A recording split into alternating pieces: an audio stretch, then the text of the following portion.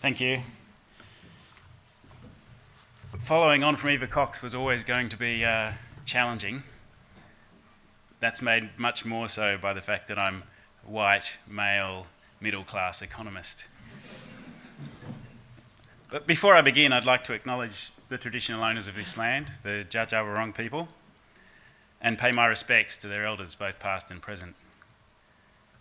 We can't talk justice in this country without acknowledging the profound injustice faced by the Indigenous people of this country. And much of that injustice continues to this day. The most difficult thing about giving a talk like this as an economist is deciding how far down the economics rabbit hole to go. The truth is often so far the opposite of public discourse on economic topics that it can be impossible to turn your head around far enough to see it. The result is that people speaking the truth can appear unhinged. If I appear unhinged to you today, I invite you to come and speak to me afterwards. Perhaps you'll be able to straighten me out. There's one overarching thing I'd like you to keep in mind during our discussion today of lifters and leaners. Australia, by many measures, is the richest country in the world at the richest time in human history. Just take a moment to let that sink in. The richest country in the world at the richest time in human history. Keep that in mind when you hear politicians telling you that we can't afford things.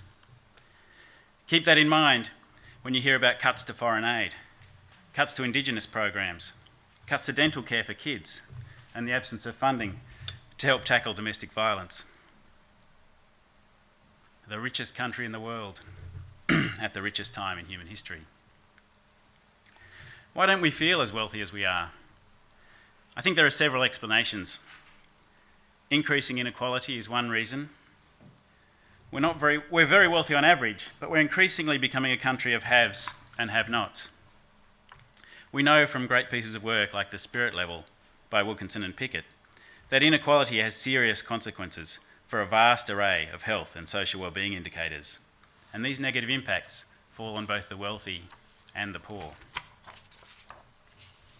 Another reason why we don't feel as wealthy as we are is because the adversarial political system means that we have slightly more than half the politicians trying to run the country and slightly less than half the politicians trying to stop them. Part of the job of an opposition in this system is to talk about how terrible everything is and, of course, how much better it would be if they were in power. The ever-increasing cost of housing is also vacuuming up much of our wealth, particularly in capital cities, but the impact also flows through to regional centres like Bendigo. It's becoming increasingly difficult to purchase your own home in Melbourne and Sydney on a normal income, and increasingly difficult for parents to make the decision to stay at home with their young children. There is a lot that our governments could do to reduce the cost of housing, but instead, as Eva mentioned, they take action to help us to work more to meet those increasing costs. We need to see this for what it is. The biggest beneficiaries of high land prices are the banks. By helping us to work more, by providing extra childcare assistance, the government is helping to prop up property prices and also to prop up the banks and other lenders. This is not about helping us. If people can't afford the astronomical house prices, then the prices will fall. That would be good for us, but it would be terrible for the bank's bottom line. Why is it that the bank's profits increase every year? It's because we have to borrow more every year to buy houses. This is not some inevitable law of economics. This is a policy choice. Current government policies like negative gearing and the concessional treatment of capital gains artificially prop up property prices and make real estate investment artificially attractive. For the sin of being an economist, I found myself in the federal budget lockup in Parliament House on Tuesday. Possibly the most striking thing about this year's budget is that the debt and deficit crisis has disappeared. In opposition, and in the first year of government, the coalition never stopped talking about this crisis that needed their urgent attention. The projected deficits have gotten bigger since last year, but the crisis has evaporated, replaced with the need for a credible path to surplus. As many of you will know, there never was a debt and deficit crisis in this country. It was just a scare campaign, carefully targeted at the Labor Party's perceived weakness in economic management. The entire narrative suggesting that governments, like households and businesses, must live within their means is fundamentally flawed. There are two main reasons why the finances of a government bear no resemblance to the finances of a household and a business. The first is that government revenue collection is enforceable. How many businesses and households can decide how much income they will make in a given year and imprison people when they don't pay up? The second reason is that the federal government is the issuer of our currency. This has profound implications for solvency and for macroeconomic management.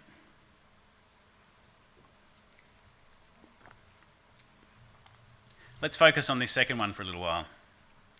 Presumably most of you have heard the term quantitative easing. Many have heard it, few understand what it is. The Federal Reserve Bank in the US and the European Central Bank have been creating money in order to increase liquidity in the banking system. What this means in practice is that they are buying risky assets and bonds from commercial banks in order to prop them up and hopefully to encourage them to do more lending. When I say they've been creating money, I mean exactly that.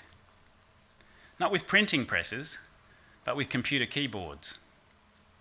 The US Federal Reserve has created around $10 trillion for the purpose of purchasing financial assets from commercial banks since the 2008 financial crisis. They do this simply by typing numbers into the database of accounts that banks hold with the Federal Reserve. Okay, let's see. $10 billion for Citibank. That's 1, 0, 0, 0, 0, 0, 0, 0, 0, 0, 0, enter. There. Citibank now has $10 billion, more than it had a moment ago. That money didn't come from anywhere. It wasn't transferred from another account. It was simply typed into existence. We're told that governments can't just create money to meet spending needs because it will cause out-of-control inflation. It's funny how these rules suddenly become flexible when it's the financial elite who will be the beneficiaries of money creation. US inflation stayed low right through the creation of that $10 trillion. This shows how blinkered we are to the fiscal policy options of a government that is sovereign with respect to its own currency, such as the Australian government is. It would be possible, for instance, to declare homelessness an emergency and simply create the money necessary to shelter every homeless person in the country. We could go to remote Aboriginal communities and, instead of closing them down, hold public meetings and ask them what their priorities are for their community. Then we could provide them with the jobs to do those things. Imagine that. We ask them what they want for their communities, and we provide them with the jobs so that they can do those things. And we create the money out of thin air. Now, I'm not saying that the government can just create and spend as much money as it wants on whatever it wants. That would cause out-of-control inflation. All I'm doing is pointing out that the entire conversation around government finances has been turned on its head. Quantitative easing shows us that it is inflation that limits government spending, not taxation revenue and not borrowing. When inflation risk is low, as it is in Australia right now, governments can spend more, regardless of whether they've got the tax revenue or have taken on extra debt. This is a big conversation that can't be fully had in the short time that we have here, but I thought that raising it was still worthwhile.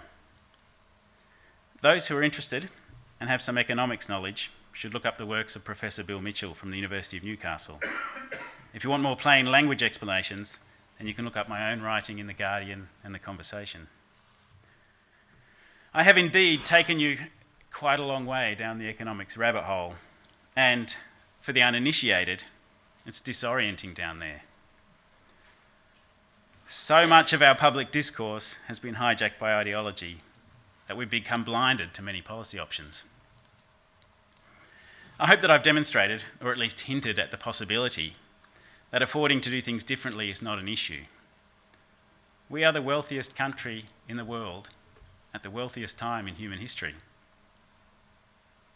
In addition to that, we have fiscal policy options that free us from the artificially defined boundaries that our politicians currently operate within. So, we can afford to change, but what would this change look like? I believe there are some very good role models to help us create a more socially just society. The Nordic countries of Northern Europe have strong economies, well-educated and healthy populations, low crime rates. Norway is currently closing down many of its prisons.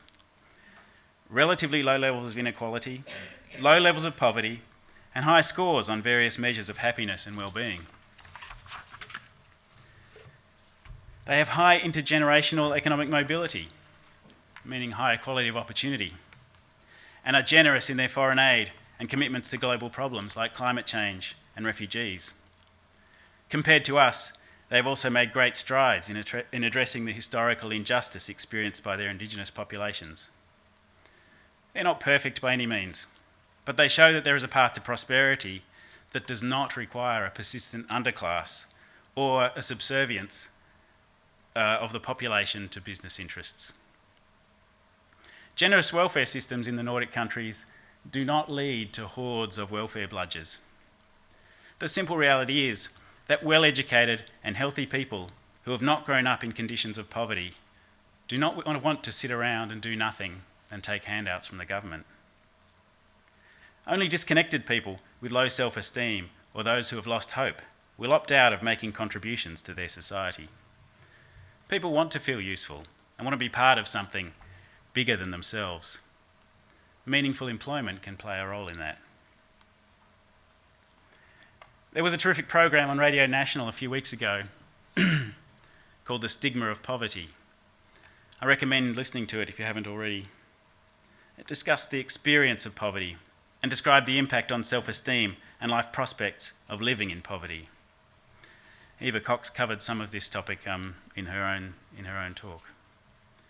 These negative impacts were much more a product of stigma than they were of material deprivation. Politicians and others, including some business interests, are keen to paint the poor as the other. Labels like leaners create the impression that poor people are doing us hard-working Australians harm. How many people can lean on me before they drag me down too? Once we create the poor as the other, it becomes easy to justify poverty and justify punitive measures against them. If we can fool ourselves into believing that we live in the land of the fair go, then the poor and the marginalised have only themselves to blame for their poverty and hardship. Nationalism, of course, serves the same role with respect to foreigners who dare to try to come here and share in our opulence.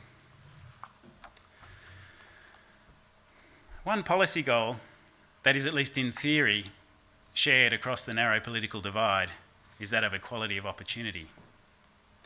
The simple reality is that equality of opportunity requires, to some degree, equality of outcome. Kids born to poor parents will never have the same opportunities as those born to wealthy parents, no matter how bright they are or how dedicated their parents are. Breaking intergenerational poverty and disadvantage requires multifaceted programs that begin at birth. Nurse-family partnership programs have demonstrated fantastic success in trials in Aboriginal communities. They should be rolled out across the country, not only for Indigenous Australians, but for all Australians who would benefit from them. The cost of such a program would pay itself off many times over a generation. Next on the list of must-haves are world-class universal health and education systems. It doesn't matter how smart a kid is, if they go to a crappy school or have poor health, the odds will still be stacked against them. Finally, we need an adequate social safety net so that nobody lives in abject poverty, and perhaps most importantly, no children grow up in poverty. The evidence shows us that when people are healthy and well educated, they use generous social safety nets to prop them up temporarily in difficult times, and this helps them get back on their feet much faster. As I said earlier, people with any vestige of self-respect don't want to sit around doing nothing. It's only those who have been marginalised and stigmatised by their society who opt out. I wonder if it's possible to believe in equality of opportunity and to also deny that the things I've just listed are necessary to achieve it. Those who argue that government needs to get out of the way and let business create prosperity are also those who generally advocate for a meritocracy. If we can believe that our society is meritocratic, then we can both excuse our own opulence and dismiss the poverty and suffering of others. That meritocracy cannot coexist with poverty undermines much of the conservative small government political project. It's become unfashionable to talk about power, but this is ultimately what my entire talk boils down to. We know that a more just society is possible. We know we can afford to create a nation where almost everybody has the chance to flourish. We're not doing the things I listed above, and short of some kind of radical transformation or revolution, we're not going to. The reason we're not sharing our country's vast wealth more equitably is because the people at the top don't want to. It's that simple. They create a social system that makes out they earned what they have, and if you want some, you have to earn it too. Power operates like a ratchet because most individuals and organisations will use what power they have to defend and expand their power. Historically, power structures have been reset through war and revolution. Democracy was supposed to change that. Theoretically, we get the chance to reset power structures at every election. It worked for a while, but eventually, individuals and institutions built up enough power to place themselves beyond the reach of democratic control.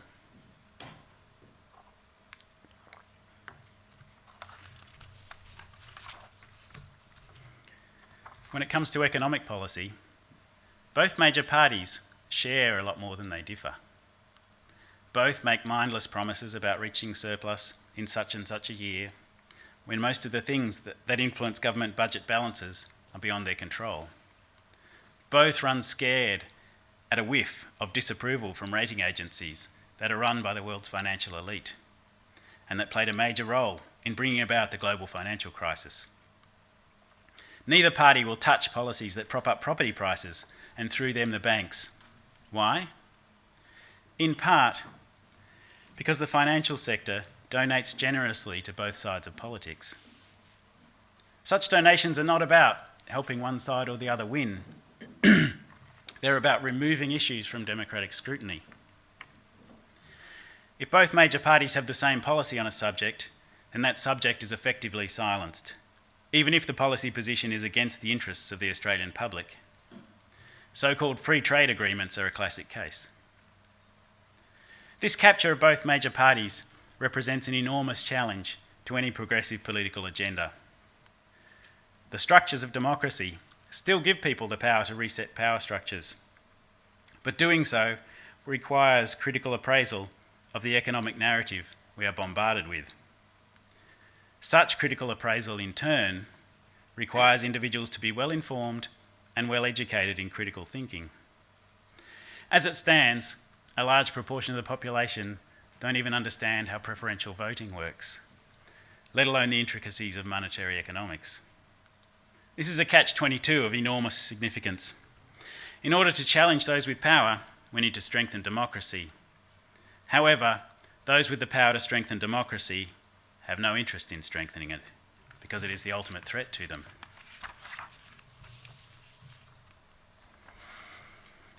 One of the greatest attempts to methodically describe a fair society was presented by John Rawls in A Theory of Justice, published in 1971. He proposed a thought experiment known as the original position, and the general gist of it was that you imagine you are designing a society from the ground up, but you don't know what place you will take in that society. You could end up in any role, any gender, any race, or be born to any parents within that system. It's a fantastic thought experiment and can lead to many different ends, but tends to inexorably promote equality of opportunity and equality before the law. If people were to be dropped into an existing society without knowing what place they would take in that society, I reckon almost everyone, if well informed, would opt for a Nordic country, unless perhaps you take into account the weather. I believe that tells us a great deal about justice in Australia and where we are headed. Our current trajectory is taking us slowly towards a more American social system, with massive inequality and low intergenerational social and economic mobility. That's why they call the United States the land of opportunity, because it's the opposite of the truth. All right, that's enough. Let's come out of the rabbit hole and back into reality. How about that budget, eh? Surplus in 2019. Good old Joe Hockey. Thank you.